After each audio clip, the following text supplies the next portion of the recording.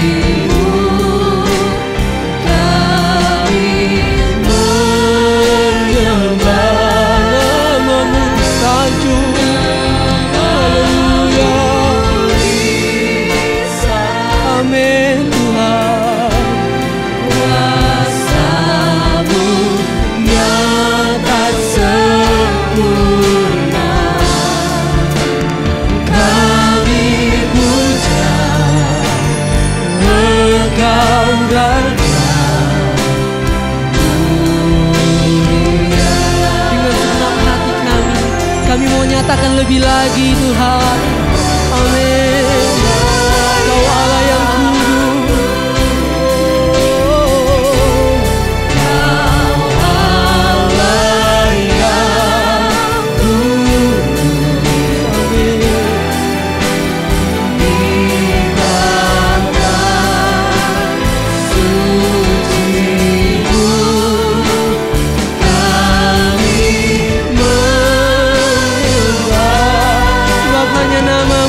kami sanjung Tuhan.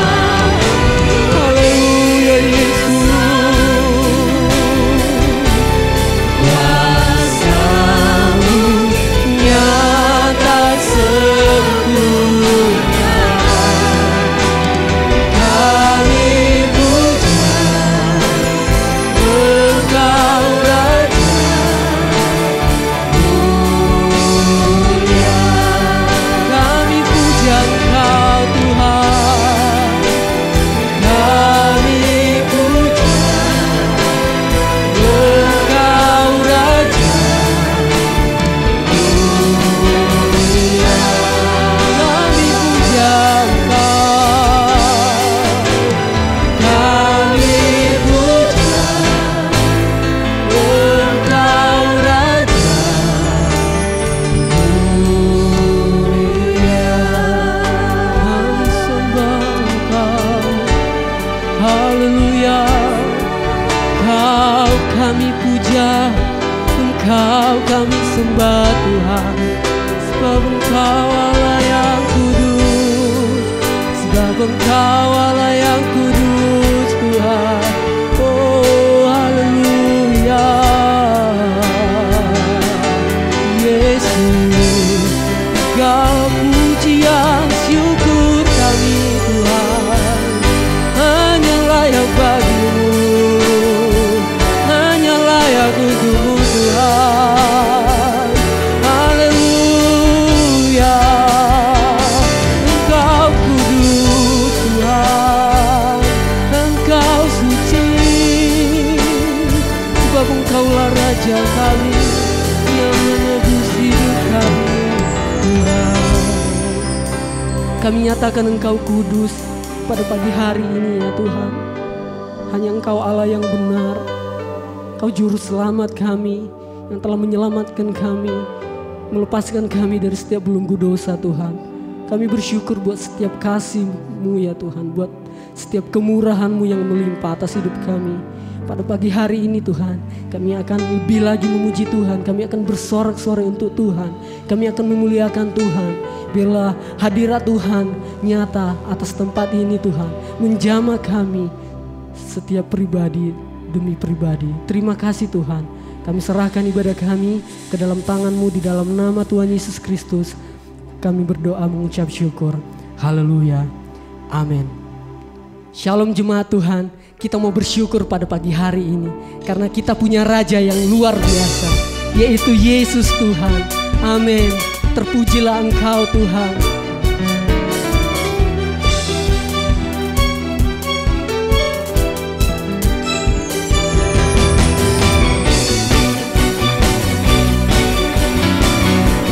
Sebab segala pujian hanya layak bagi Yesus. Mari naikkan syukur-Mu bagi Tuhan. Nyatakan bersama. Bersyukurlah kepada-Nya, bawalah pujian bagi-Nya, karena Dia Raja, Dia yang perkasa. Tuhanlah kekuatanku, mazmur dan keselamatanku, Dia penolongku, yang beri hidupku. Hanya berjaya seluruh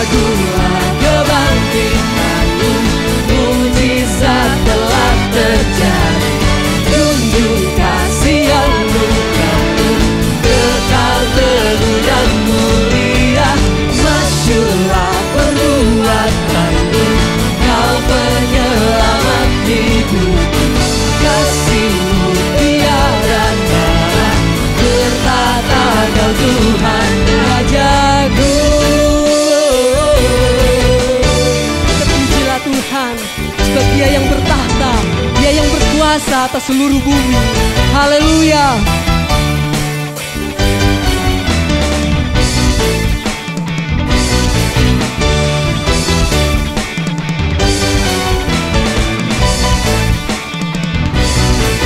Mari nyatakan bersama-sama, sebab Dia yang berjaya. Kau yang berjaya, seluruh semesta sujud menyembah. Agunglah kebangkitan-Mu, mujizat telah terjadi. Junjung kasih anugerah-Mu, kekal teguh dan mulia. Masyurlah perbuatan-Mu, Kau penyelamat hidupku.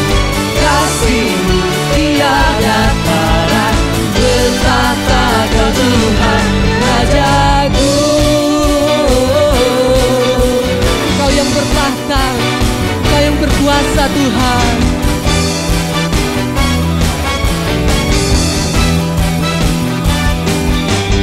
Berikan suara-suara yang meriah buat Tuhan kita, karena kita punya Tuhan yang terbesar dan termulia.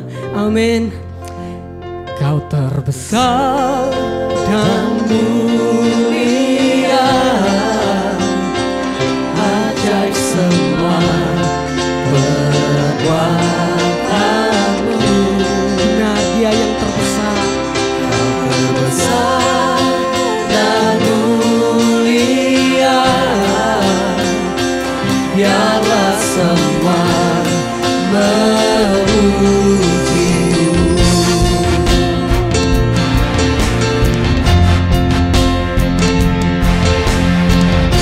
Dengan segenap hati kami, dengan segenap jiwa kami mau bernyanyi bagi-Mu Tuhan. Kami mau memuji nama-Mu. Haleluya.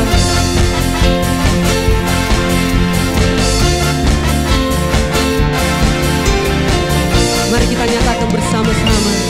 Segenap hati aku memuji, segenap jiwaku bernyanyi, karena Roh-Mu ada dalamku, Tuhan. Kami angkat tangan kami, Tuhan. Angkat tanganku memuji, ku angkat suara dan bernyanyi, karena Roh-Mu ada dalamku, Tuhan. Mari menari memuji, ungkapkan sukacita di hati. Kau terbesar dan mulia, ajaib semua perbuatan-Mu. Kau terbesar, Terbesar dan mulia,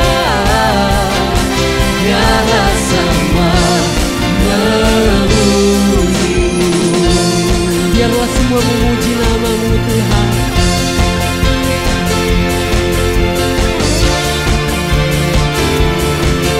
Dengan segenap hati kami mau memuji Engkau. Dalam hati aku memuji, segenap jiwaku bernyanyi, karena Roh-Mu ada dalamku, Tuhan. Kami angkat suara kami Tuhan.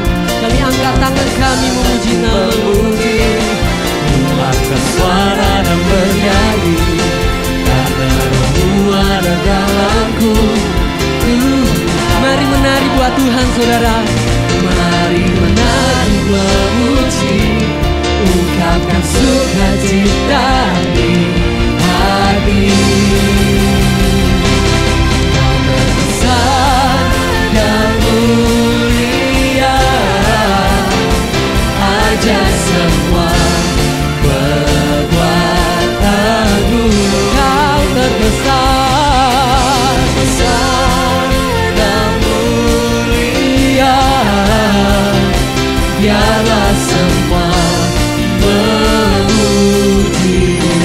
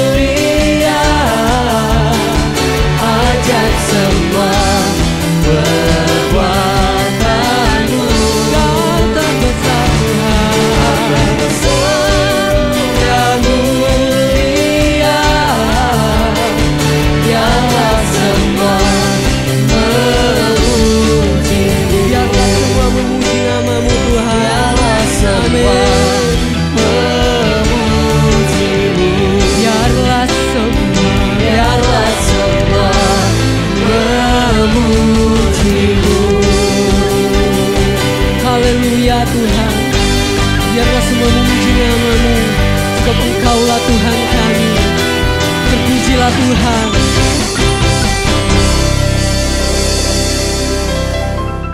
Sebentar kita akan mendengarkan kebenaran firman Tuhan.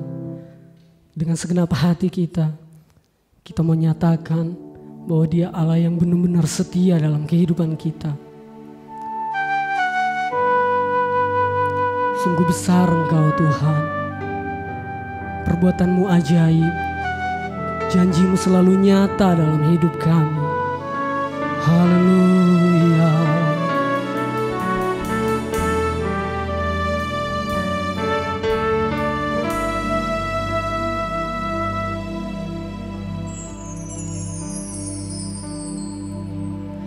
Sungguh besar setiamu, Kau nyatakan bagiku.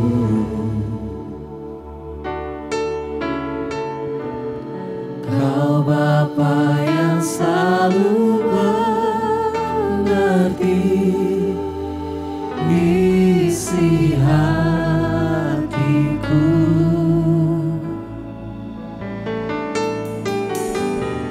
Kemuliaan-Mu Kau janjikan, aku tetap percaya. Ku percaya janji-Mu ajaib, berukir dalam kehidupanku. Berserah di dalam kekuatan-Mu, ku percaya.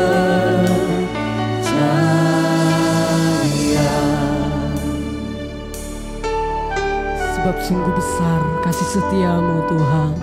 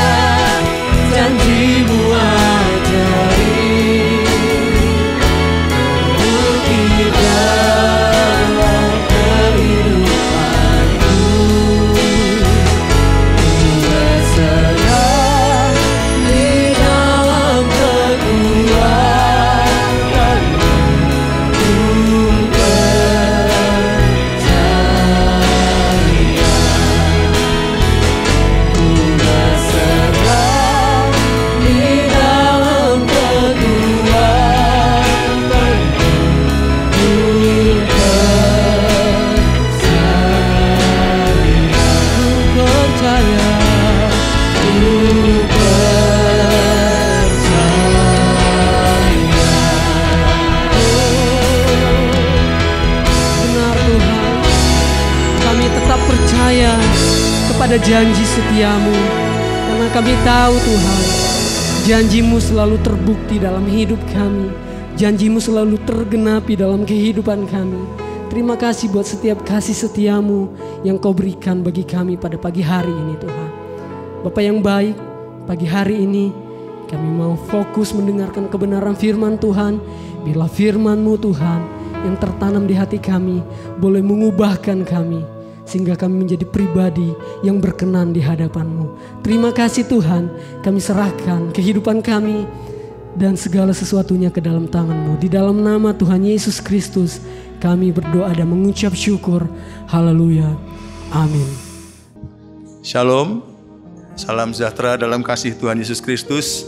Saya sangat bersyukur pada Tuhan pagi hari ini dapat beribadah bersama-sama dengan Bapak Ibu dan menikmati hadirat Tuhan di antara kita. Terima kasih Bu Daniel, Bu Kris yang sudah memberikan kesempatan untuk saya boleh menikmati hadirat Tuhan dalam ibadah ini sekaligus akan sharing firman Tuhan. Pagi hari ini saya ingin mengajak kita untuk merenungkan kebenaran firman Tuhan yang kalau diberi judul seorang yang berkenan di hati Allah. Seorang yang berkenan di hati Allah. Saya kira kita pasti suka kalau kita punya Allah yang kita sukai. Tapi Allah juga mau supaya kita disukai oleh Allah. Kita disenangi oleh Allah. Kita berkenan kepada Allah.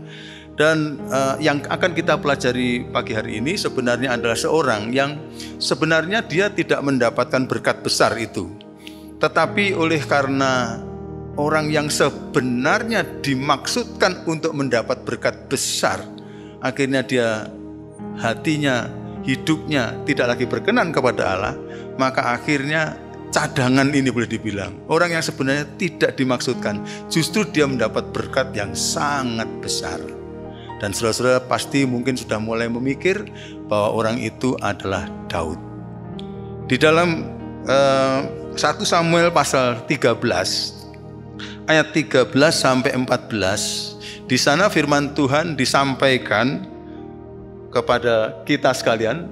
Kata Samuel kepada Saul, perbuatanmu itu bodoh. Engkau tidak mengikuti perintah Tuhan Allahmu yang diperintahkannya kepadamu, sebab sedianya Tuhan mengokohkan kerajaanmu atas orang Israel untuk selama-lamanya. Ayat 14 dikatakan apa? Tapi sekarang kerajaanmu tidak akan tetap. Tuhan telah memilih seorang yang berkenan di hatinya. Dan Tuhan telah menunjuk dia menjadi raja atas umatnya karena engkau tidak mengikuti apa yang diperintahkan Tuhan kepadamu. Nah saudara-saudara, dari ayat ini kita mendapatkan kejelasan bahwa sedianya Tuhan itu sebenarnya mau menjadikan Saul raja atas Israel, bahkan membentuk dinasti. Keturunannya akan menjadi raja-raja di Israel. Tapi karena dia mempunyai hidup yang tidak berkenan kepada Allah, dia melanggar kepada firman Tuhan, maka akhirnya rencana itu dipindahkan kepada seorang. Dan yang menarik bahwa orang ini disebut oleh firman Tuhan sebagai seorang yang berkenan di hatinya. Nah saudara-saudara, kalau kita lihat dalam Alkitab, sebenarnya Saul itu dalam segala hal memang memenuhi kriteria untuk menjadi seorang raja yang bagus. Alkitab mengatakan perawakannya bagus, dia ketinggiannya lebih tinggi daripada orang rata-rata. Jadi lalu kemudian dia juga pintar, ya, luar biasa. Dia berasal dari satu keluarga atau suku yang sangat berwibawa. Tetapi karena dia berlaku bodoh, kata firman Tuhan tadi, maka akhirnya Tuhan memilih dan menganugerahkan berkat yang besar itu kepada seorang yang sebenarnya kalau dilihat mungkin secara manusia pada waktu itu tidak menjanjikan sama sekali. Kenapa? Dia adalah anak bungsu. Kita tahu anak bungsu itu kalau bagi orang Israel termasuk dianggap tidak terlalu istimewa. Lalu kemudian dia menggembala domba. Gembala domba yang baik itu akhirnya dia akan selalu tinggal di padang. Dan karena dia selalu tinggal di padang, maka akhirnya sampai papahnya saja lupa kalau dia punya anak dia. Jadi dia itu neglected boy. Dia adalah seorang anak yang Tidak diingat oleh ayahnya sendiri. Bayangkan, tapi saudara, di padang belantara sana ketika orang tidak melihat anak ini, ketika orang tidak memperhatikan anak ini, mata Tuhan di surga melihat hatinya yang bagus. Sehingga saya harap saudara-saudara, tidak perlu kita kecil hati kita ini ada di mana. Kalau kita punya hati yang bagus, walaupun kita ada di lubang semut, Tuhan tahu. Tuhan tahu. Pada saat yang sama kalau kita seperti Saul berada di tempat yang luar biasa, terbuka bagi semua orang, maka kejelekannya juga tahu. Tuhan Maha tahu. Nah karena itu akhirnya Daud kemudian mendapatkan anugerah Tuhan ini. Dan bayangkan saudara-saudara, akhirnya Tuhan membuat dia menjadi besar luar biasa. Dia adalah Raja Israel yang menurunkan dinasti. Dan akhirnya raja segala raja berkenan untuk menjelma jadi manusia sebagai keturunan Daud. Padahal dia sebenarnya semula nggak dipilih. Yang kedua, saudara-saudara, kalau kita lihat orang Israel menghormati sekali kepada dia. Bendaharanya apa? Benderanya bendera apa itu? Bintang Daud namanya.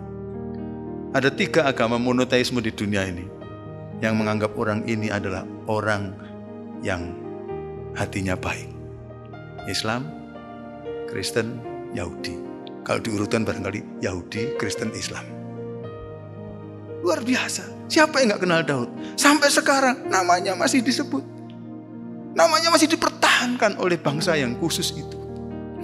Nah orang ini mempunyai kualitas sehingga dalam hidupnya walaupun manusia melupakan, walaupun manusia gak melihat, tapi Tuhan, mata Tuhan melihat dia. Ketika Samuel mengatakan, kok gak ada yang bisa diurapi jadi raja ini? Menurut Tuhan gak boleh. Lalu Tuhan mengatakan, Samuel, manusia itu suka melihat apa yang di depan mata, tapi aku melihat hati orang.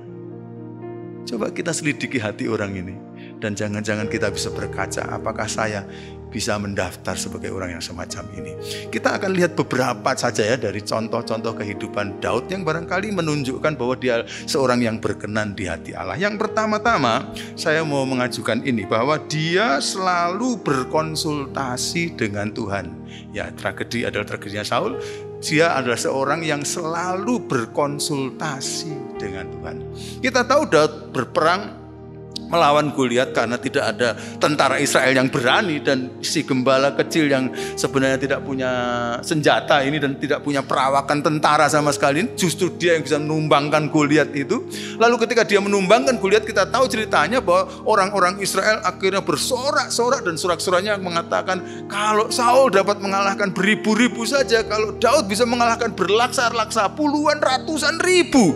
Dan puji-pujian orang Israel yang riuh rendah itu menyebabkan Saul akhirnya jadi jengkel, jadi iri hati, jadi marah kepada Daud. Dan sejak saat itu, kata firman Tuhan, Daud berada dalam pelarian terus karena mau dibunuh oleh Saul. Dan ketika dia berada dalam pelarian ini, bahkan kemudian nanti akan ada orang-orang yang berada dalam kesusahan bergabung dengan dia. Saudara-saudara, kadang-kadang kita mengalami juga kita sendiri susah, lalu ada orang-orang bergabung dengan kita gitu. Tapi dalam peristiwa-peristiwa di mana dia sedang terjepit, dia selalu berkonsultasi kepada Tuhan. Mari coba kita lihat 2 rangkaian ayat saja ya, karena dia sebenarnya ada banyak contohnya di mana dia selalu berkonsultasi kepada Tuhan.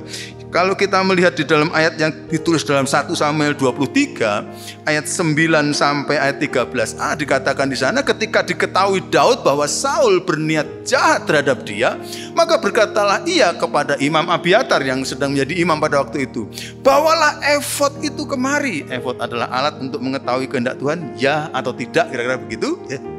Berkatalah Daud, Tuhan Allah Israel, hambamu ini telah mendengar kabar pasti bahwa Saul berikhtiar untuk datang ke Kehila dan memunahkan kota ini oleh karena aku ada di sini. Akan diserahkan oleh warga-warga kota Kehila itukah aku ke dalam tangannya? Datangkah Saul seperti yang telah didengar oleh hambamu ini? Tuhan Allah Israel, beritahukanlah kiranya kepada hambamu ini. Jawab Tuhan, ia akan datang.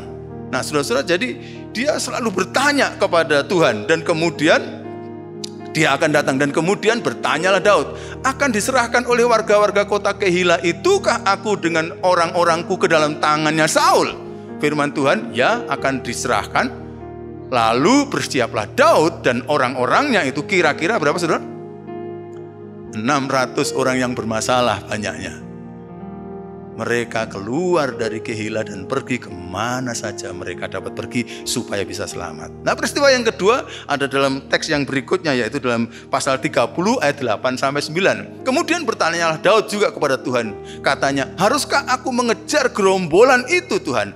Akan dapatkah mereka kususul? Dan ia berfirman kepada Daud, kejarlah Daud, sebab sesungguhnya engkau akan dapat menyusul mereka dan akan melepaskan para tawanan. Lalu firman Tuhan mengatakan, lalu pergilah Daud beserta dengan ke-600 orang yang bersama-sama dengan dia itu, dan sampailah mereka sampai ke sungai Besor. Nah, jadi Daud ini adalah tipe orang yang selalu berkonsultasi kepada Tuhan. Tuhan, ini ada dua simpangan jalan, kanan atau kiri. Tuhan, kiri atau kanan gitu.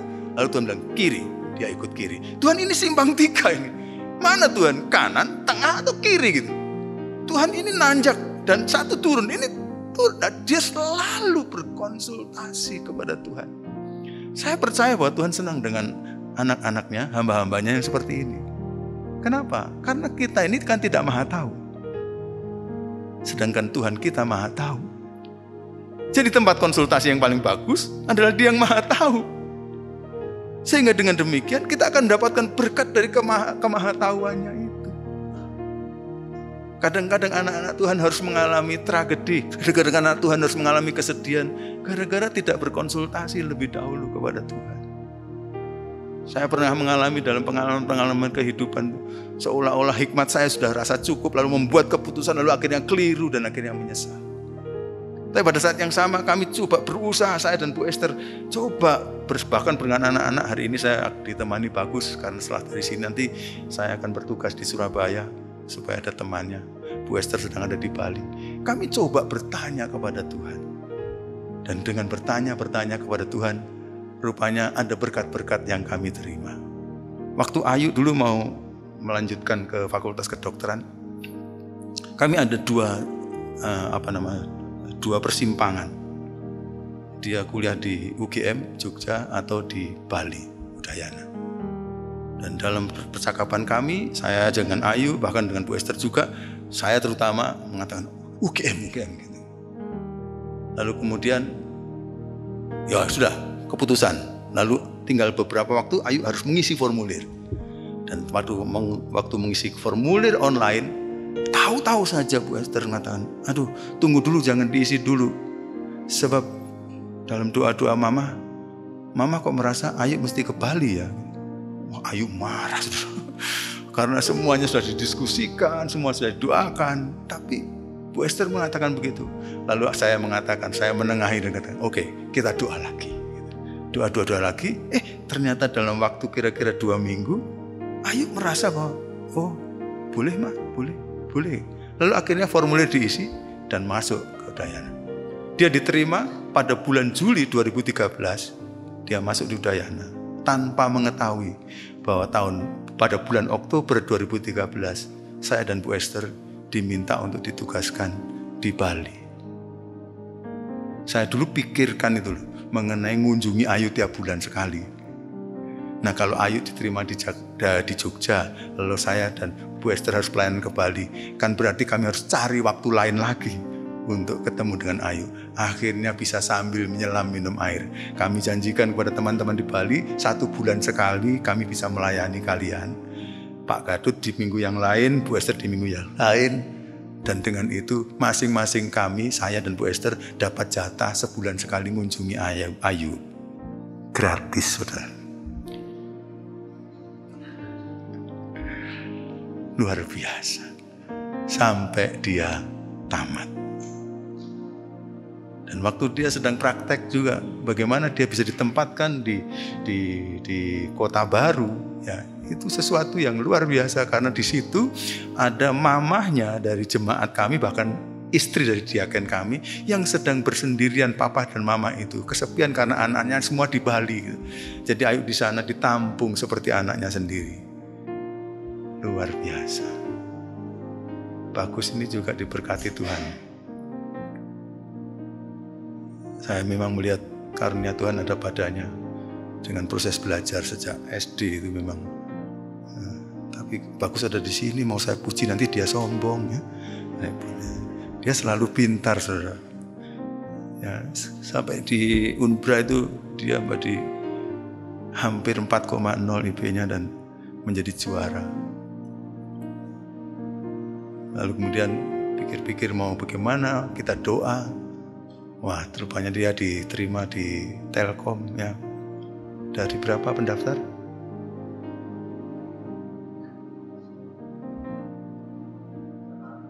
Berapa ratus ribu orang yang mendaftar. Memang yang diterima cuma 270. Dan waktu 270 sudah diterima, sudah training, saya dan Bu Esther itu mikir, waduh, Ayu sekarang ada di Rumah Sakit Siloam Jakarta. Kami pelayanan di Malang dan kami mesti kemana-mana. Nanti Bagus kalau diterima, lalu ditempatkan di Maumere gitu ya. Nanti bagaimana kami akan mengunjungi dan sebagainya. Tuhan tolong. Rupanya dia akhirnya waktu penempatan ditempatkan di kantor pusat. Dan bukan saja dia bisa kerja, tapi ternyata keahliannya untuk bikin PowerPoint dipakai untuk Telkom, untuk papa, untuk mama, tidak putus. Dan bisa melayani di AIS, gereja kami berbahasa Inggris di Jakarta, karena dia punya kemampuan musik. Bahkan kemudian akhirnya tidak lama langsung diminta untuk menjadi anggota bandnya Telkom Pusat, melayani Tuhan dan menjadi berkat bagi orang dan sebagainya. Yang paling menjadi berkat adalah kalau Bagus di Malang itu, saya dan Bu Esther kan sibuk. Biasanya kami itu kalau di rumah ya makannya apa saja, masing-masing cari makan sendiri gitu. Tapi di Jakarta dia akhirnya bertempat tinggal di kakaknya Bu Esther yang notabene istrinya itu suka sekali masak dan masaknya banyak. Padahal Bagus tuh makannya banyak terus. Jadi cocok sekali sehingga dia mendapatkan berkat yang luar biasa karena Tuhan telah memimpin. Dulunya dia kurus-kurus, sekarang agak mulai gemuk gitu, karena diopeni oleh kakaknya Bu Esther. Tuhan luar biasa mengatur jalan-jalan kami, dan yang baik adalah akhirnya Bagus punya persekutuan dengan Ayu. Setelah sekian tahun mereka harus berpisah dalam proses belajar.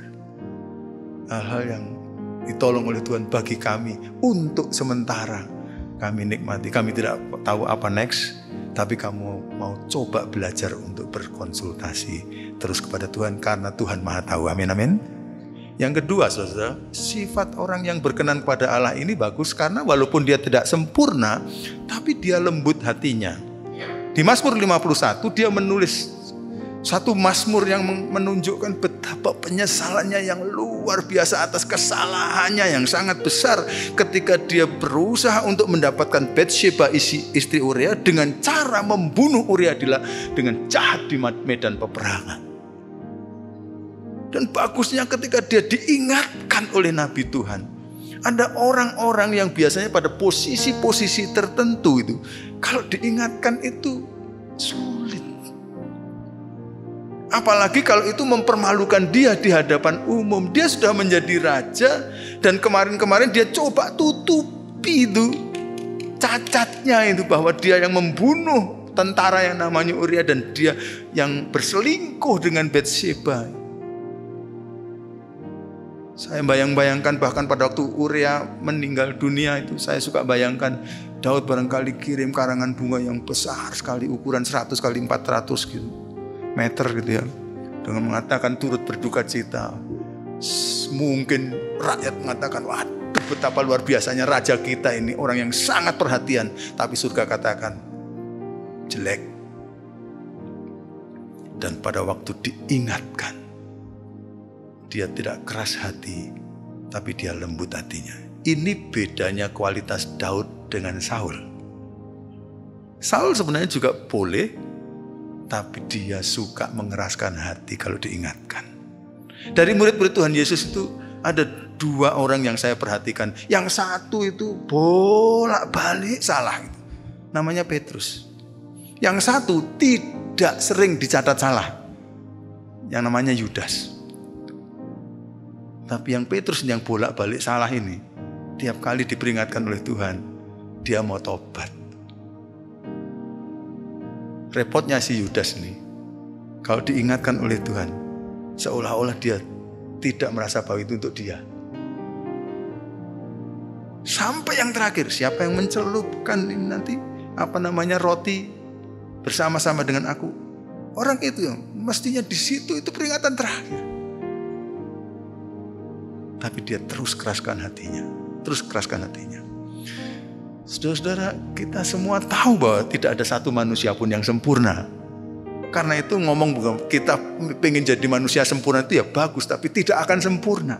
Dan karena itu pasti kita akan pernah berbuat kesalahan. Persoalannya di situ ada persimpangan keputusan. Pada waktu diingatkan, kita lembut hati atau keras hati. Kadang-kadang ada pemimpin yang sulit sekali untuk mengatakan maafkan saya. Atau ada pemimpin yang sulit sekali untuk mengatakan saya memaafkan kamu.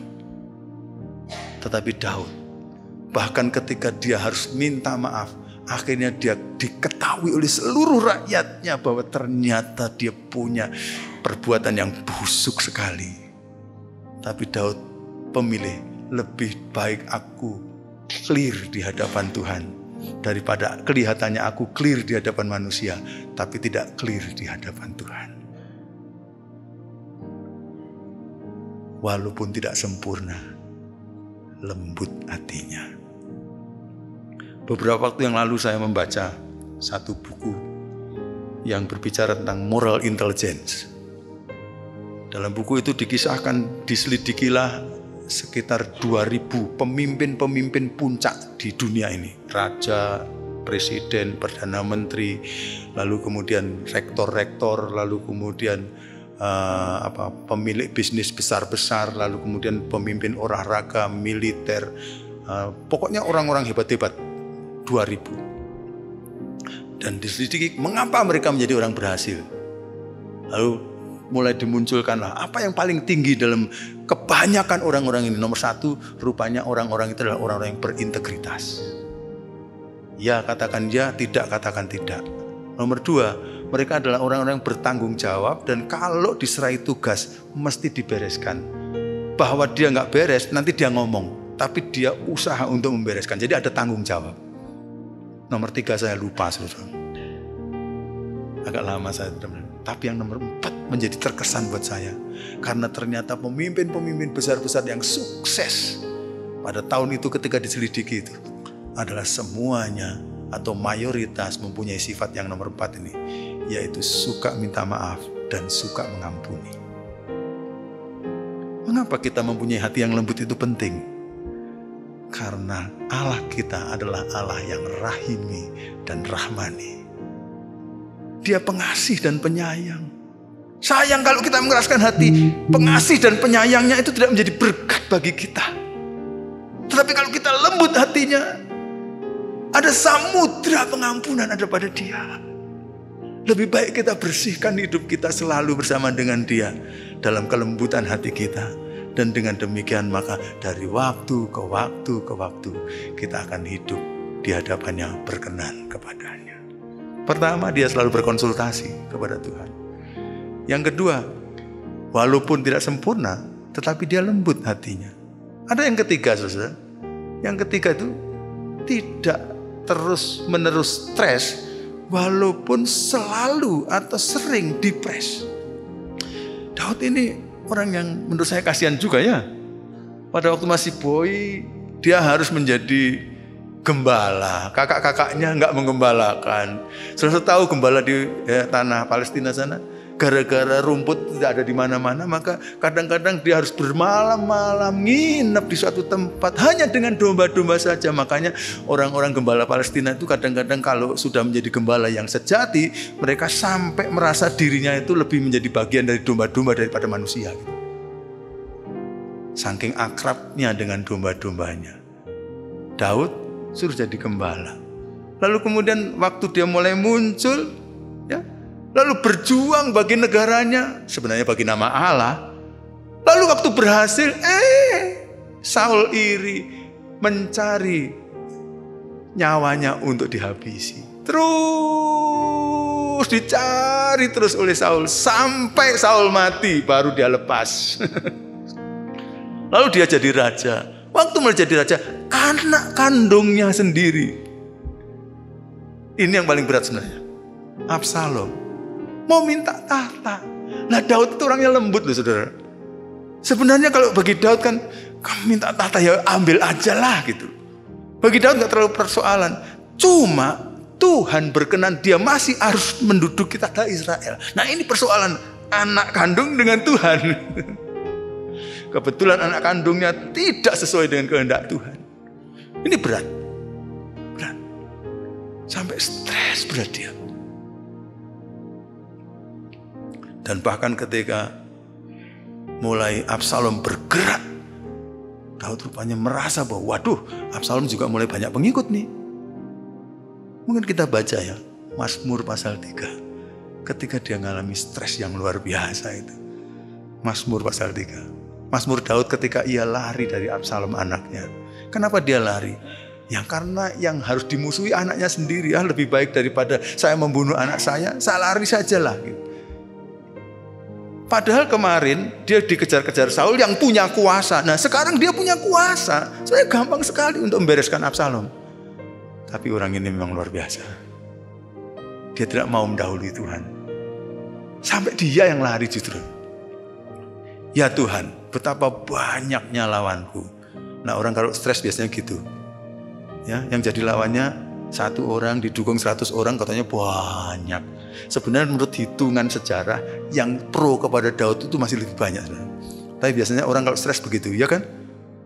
Orang di dunia ini nggak ada yang mengasihi aku. Ini lagi stres biasanya gitu. Kenapa saya selalu dapat nasib yang jelek? Nah, selalu, kata selalu dari situ. Padahal jarang sebenarnya. Gitu. Tapi orang stres nggak apa-apa lah ngomong gitu ya. Kita maklumi. Nah, begitulah Daud ya. Banyak orang yang bangkit menyerang aku. Banyak orang yang berkata tentang aku. Baginya tidak ada pertolongan daripada Allah. Terus. Tetapi Engkau Tuhan. Nah, tadi waktu dia melihat sekelilingnya, stresnya minta ampun. Tapi dia memutuskan, tidak saya lihat sekeliling, saya lihat Tuhan. Tetapi Engkau Tuhan adalah perisai yang melindungi aku. Engkaulah kemuliaanku dan yang mengangkat kepalaku. Aku bisa tegak kepalanya. Dengan nyaring aku berseru kepada Tuhan. Dan ia menjawab aku dari gunungnya yang kudus. Aku membaringkan diri, lalu tidur. Itu berkatnya orang stres. Aku bangun sebab Tuhan menopang aku. Aku tidak takut kepada puluhan ribu orang yang siap mengepung aku. Berkat dan obatnya orang stres kalau bisa tidur. Kapan dia mulai bisa tidur? Urut-urutannya adalah dia pandang sekelilingnya dan dia stres. Tapi kemudian pandangan ini dia ubah ke atas. Tek, Tuhan. Nah, kalau sudah lihat Tuhan, maka stresnya bisa hilang lalu bisa tidur. Saya tidak tahu Daud apa minum obat juga waktu itu ya.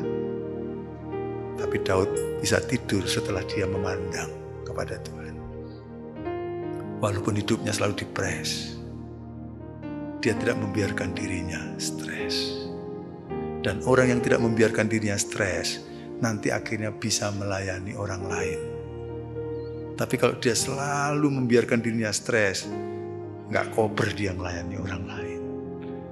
Kenapa Daud tidak membiarkan dirinya stres terus? Karena dia kenal bahwa Allahnya adalah Allah yang peduli dan berkuasa. Allah yang peduli dan berkuasa. Ini karena Daud mengenal Allahnya maha tahu. Karena Allahnya maha pengasih dan penyayang. Karena Allahnya peduli dan berkuasa. Mestinya itu muncul dalam kegiatan hidup kita. Dan Daud ternyata seperti itu. Tuhan kiranya tolong kita untuk berjalan sebagai seorang yang berkenan kepada Allah. Yang terakhir, Daud berkenan kepada Allah karena dia selalu mengutamakan suksesnya kerajaan Allah. Pada waktu dia masih muda, masih belasan tahun. Alkitab katakan masih kemerah-merahan pipinya. Dia melawan kepada Goliat. Dia tidak datang dalam namanya dia. Padahal dia sudah punya pengalaman untuk membunuh beruang dan macan. Tapi dia tidak katakan dengan pengalamanku aku akan. Tapi dalam nama Allah dia mulai perang dengan Goliat. Selalu Tuhan yang diutamakan. Kapan saja dia mau dipuji, dia selalu mau berikan itu kepada Tuhan. Sehingga terakhir dia merasa risih ketika dia sudah tinggal di istana, tetapi dia belum membangun istananya Tuhan, yaitu bait Allah.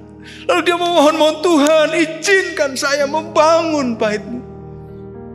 Supaya engkau mestinya lebih utama dong, jangan istanaku dulu, mestinya engkau dulu.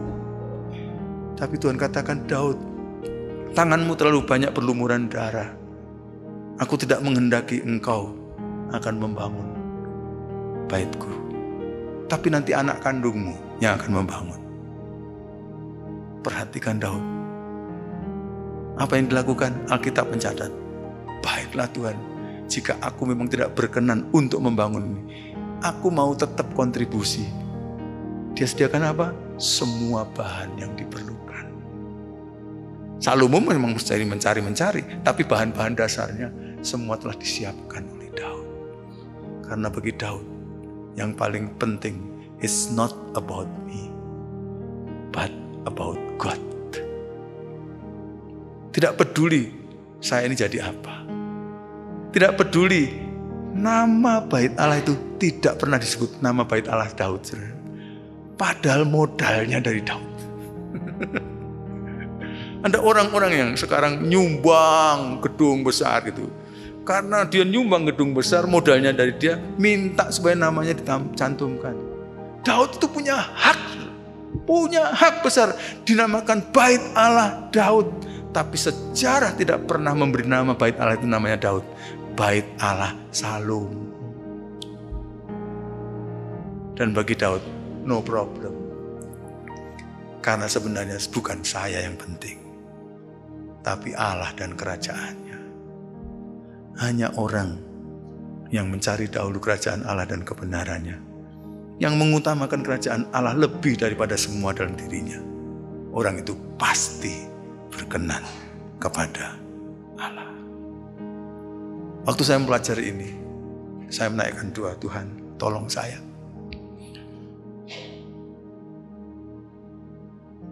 Tahun ini saya memasuki umur kepala 6. Masih ada umur-umur di hadapan saya. Saya ingin mengakhiri dengan baik. Kalau Tuhan karuniakan saya berumur 80 atau lebih, Tuhan tolong tuntun saya terus.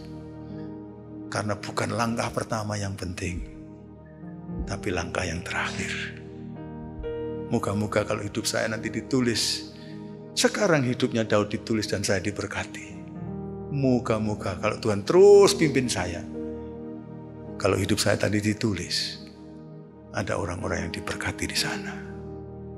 Hari ini saya berkhotbah dan ada berapa ratus orang yang mungkin akan mendaftarkan diri sebagai orang yang diberkati oleh hidupnya Daud. Saudara dan saya juga bisa menjadi seperti Daud kalau kita punya kualitas hidup yang berkenan kepada Allah. Kalau mau cari contoh yang paling puncak, mestinya Tuhan Yesus Kristus. Kalau kita mau jadi seperti Yesus, maka pasti kita menjadi berkat yang besar bagi banyak orang. Mari kita akan berdiri bersama-sama menyambut firman ini dan menyanyikan kor itu. Ku mau sepertimu Yesus. Ku mau sepertimu Yesus. Disempurnakan selalu dalam setiap jalanku, memuliakan namamu. Mau sepertimu Yesus, mau sepertimu Yesus,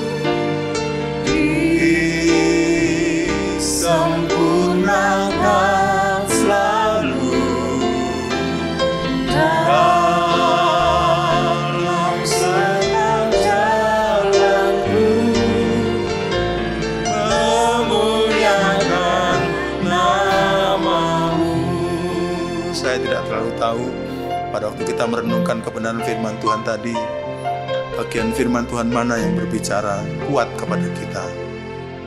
Tetapi saya akan mengajak kita sekalian untuk sama-sama bertumbuh dalam Tuhan, untuk mencari perkenan Tuhan dalam kehidupan kita.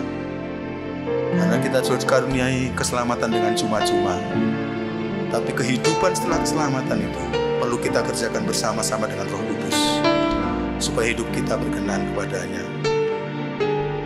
Bagian manapun yang saudara-saudara inginkan, Tuhan, misalnya saudara mau katakan, saya ingin menjadi orang yang selalu berkonsultasi kepadamu. Atau saudara yang lain mau berkata, Tuhan, saya tahu saya tidak sempurna, tapi saya mau jadi lembut hati saya, supaya saya selalu dibawa kebenaran oleh Tuhan. Atau ada di antara saudara-saudara yang mengatakan, Tuhan, kenapa hidup saya ini selalu stres? Tolong saya tidak dipres oleh stres-stres yang terjadi pada diri saya. Dan Tuhan tolonglah saya. Mungkin ada yang mau mengatakan, apapun dalam hidup saya mau jadi itu semua untuk kemuliaan-Mu. Kalau saudara-saudara ingin mengungkapkan ungkapan seperti itu, marilah kita menyanyikan lagu ini sekali lagi sambil mengangkat tangan di hadapan Tuhan sebagai permohonan kita kepadanya. Haleluya. Mau seperti-Mu Yesus, disempurnakan selalu dalam setiap jalanku, memuliakan nama-Mu, memuliakan nama-Mu, memuliakan nama-Mu, memuliakan nama-Mu, memuliakan nama-Mu. Wow. Tuhan, begitu banyak saudara-saudara saya mengangkat tangan di hadapan-Mu. Bahkan saya melihat seperti hampir semua kami mengangkat tangan di hadapan-Mu, menunjukkan bahwa kami membutuhkan Engkau ya Tuhan. Kami hanya punya satu kali kehidupan. Kenapa tidak kami bikin kehidupan ini berkenan di hadapan-Mu? Tolonglah kami ya Tuhan, dengan kekuatan kami sendiri kami tidak bisa. Roh Kudus tolong kami supaya kami akhirnya akan dapat memiliki hidup yang selalu berkenan kepada Tuhan. Berkatilah saudara-saudara kami ini semua yang mengangkat tangan di hadapan-Mu, supaya pulang dari ibadah ini Tuhan akan menuntun kehidupan kami. Dalam nama Tuhan Yesus kami berdoa ini, dan mari sama-sama katakan amin.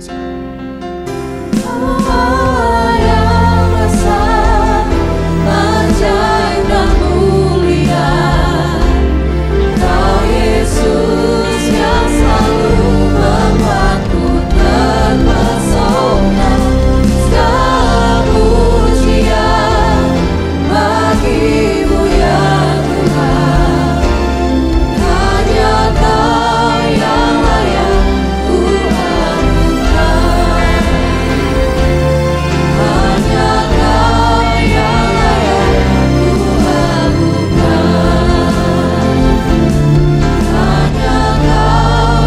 layak ku anugerah.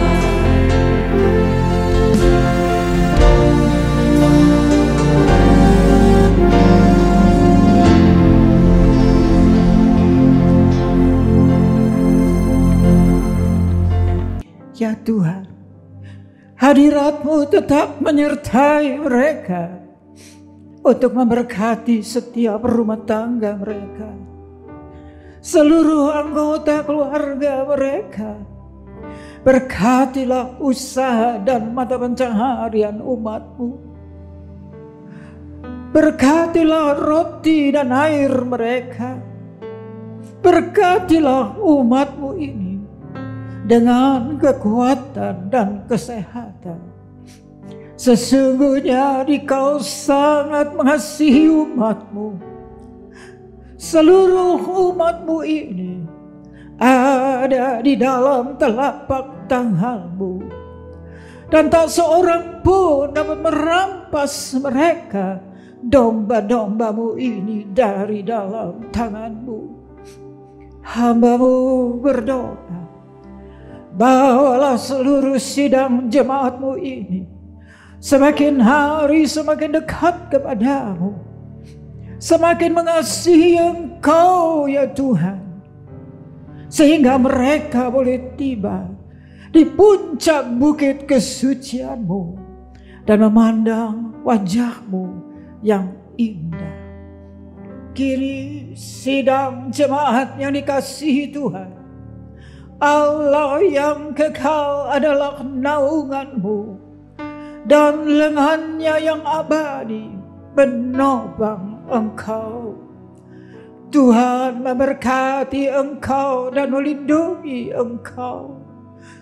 Tuhan menyinari Engkau dengan wajah-Nya serta memberikan Engkau kasih karunia. Tuhan menghadapkan wajah-Nya kepadamu dan memberikan Engkau damai sejahtera di dalam berkat nama Tuhan Yesus Kristus. Amin. For thou